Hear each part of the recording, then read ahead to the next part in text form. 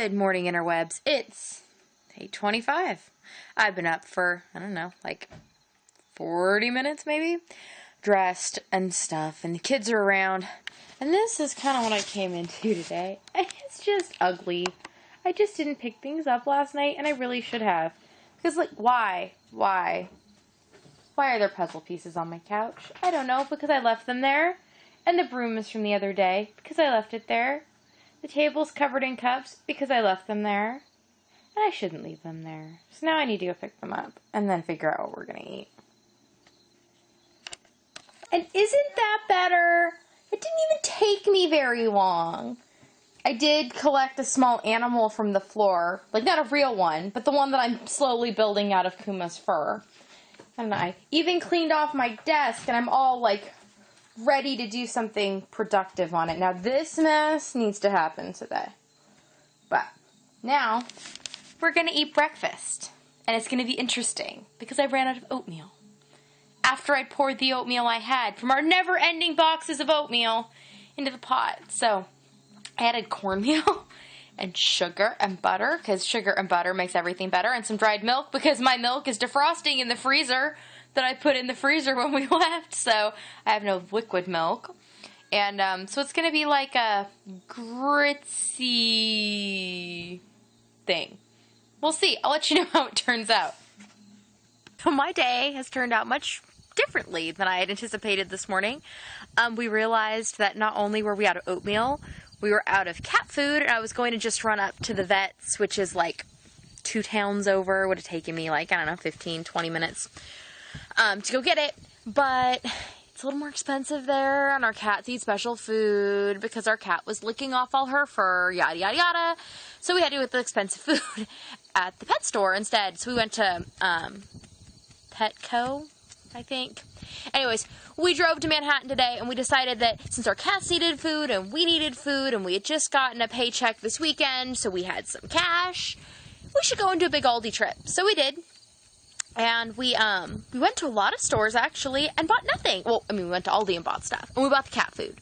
And we went to Home Depot, and we bought lawnmower blades. So, hopefully, soon, this mess, which is the grass around my ankles, will be slightly shorter, because it will make the next thing I'm going to do a little easier if that was not so long. We also went to Goodwill to look for soccer cleats for my daughter. They didn't have anything. And I didn't buy any clothes. I tried on a skirt because it was going to be really cheap, but it was hanging on the wrong rack, and it was way too big for me, which was really exciting because it meant that I'm not as big as I could be.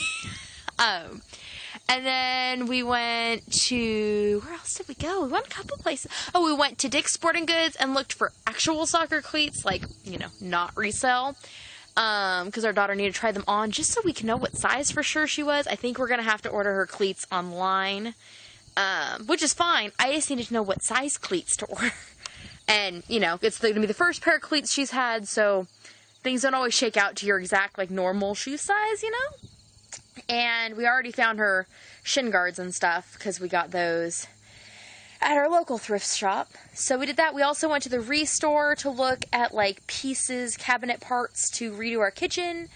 There were some things that were of interest. Steve and I need to talk some more. We had a good discussion about why and how to buy pieces and how to put things together and enthusiasm and all that stuff. So hopefully we will be able to sort that out and get some stuff starting to move along, because I really don't want to buy everything new, and I know that will be easier, but that'll be more expensive, and then I can't do all the things I want to do, so I gotta figure out what I want to do, so I can tell Steve what I want.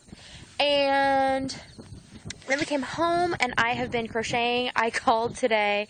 For those of you that want a craft show vlog, there will be one coming on Monday. Because I'm going to a craft show. There is a local town, a couple, within our county, but it's going to be about 20 minutes away, and they have a big Labor Day thing. They have like a penny carnival, and they have a craft show in their firehouse, and I think they're doing a 5K run again this year. There might be a ball tournament, I forget. I know they do a big parade and a bunch of stuff, so that's a big deal. So I will be going to Palmer for the craft show on Monday. And so I decided that maybe I should, like, finish some of the things I had started, I realized I had a whole flock of birds, which I have crocheted all the parts to. They have little wings, and I actually need to make some more beaks, because at the time I'd run out of yellow. I don't know if I have more yellow. I should go check that. But I'm sewing wings and tails on bodies, and that's all together. And I had stuffed a couple of them, and I was just a little off my game, because I haven't sewed a bird in a while. You'd think with how many I've made that it would just, you know, be second nature. And it is when I'm making them a lot, but right now, not so much. So I'm now assembly line sewing wings and tails onto them, and they're in cute little stacks. The stack is adorable with little birds. And then I'm going to need to make sure I have enough beaks. So beaks on and eyes, and then I will stuff and close them up. So that way I can take those to the show. I think I've done like 8 or 9 this afternoon since we've been home from Manhattan. And we are just going to have leftovers from dinner last night. Went to Wendy's while we were there because they had 50-cent Frosties, and that was fun. And, you know, that was good incentive all day to bribe the kids that if they wanted to go out to lunch, they needed to behave. And that, you know, that kind of worked. Maybe. So we went there, and then we came home. Everybody took a nap except me. And I guess our daughter didn't. She was working on her book report, which is due tomorrow. And like her mother, she is scrambling now because her project is, like, she has grand plans. And we'll see how much of her plan she gets done. So I think that she has adequately dispersed her time, actually, since the book report has been assigned. It's just an issue of how much she can get done. So it'll be a good learning experience for everybody, right? It's the first time we've done a book report in this style. She is really glad she read the book, though. She's had lots of nice things to say about it and about the experience. Oh, in the car in Manhattan, we finished Dorco the Magnificent, and it had a surprise ending. I was very glad that I did not finish the book last night, because that would have been... First of all, we would not have been able to stop any time after where I stopped last night. There would never have been another stopping point. So it was a good call on my part to go to bed. And I don't know. It didn't end on a note that I would have been comfortable going to bed. So it was good that we read it midday and the whole day to get over it or accept it or whatever. Because it really wasn't, like, bad. It just, you know... Things ring true in your life sometimes, and so, you know, certain books are more aggravating to those feelings. I'm sorry if the bugs are crazy loud. Apparently, they saw me walk out the door and ramped up the volume. Like my children, who are currently they quietly played outside, and now they're quietly watching Dragon Tales while I come and talk to you. And more importantly, I'm going to go take that laundry down in a minute here, because... I put it in the wash this morning because we were straight up running out of clothes of various parts to make outfits, and it's, you know, socially unacceptable to walk around pantsless and things of that nature, especially when you have no clean underwear. So there's enough to get us through, and then tomorrow Steve will do that. He also washed sheets today, but they've already been taken off the line and put on beds before nap time. Yeah, I'm gonna go clean this up, and then we're gonna heat up some of the mashed potato casserole I made for dinner last night out of all the leftovers from the fridge. I was going to make like a veggie medley out of okra and summer squash and peppers and stuff. My daughter said she didn't think they could handle all that food because they're all very full. So I told her maybe I'd make the veggies in the morning, and she said, that's not breakfast, but it might be. Oh, and about the breakfast thing I made this morning. See, I'm all over the place. I'm sorry. The breakfast thing that I made this morning with the oatmeal and the cornmeal and the sugar and the butter, yum, and the powdered milk. So it gets on the table and my son says, what is this? And I said, we're having Hubbard. We'll name it Hubbard, you know, after the old mother. Because that's what I felt like when I looked in my pantry today when it came to putting together breakfast items, or really any items. I was missing a lot of like the filler pieces that make my meals happen.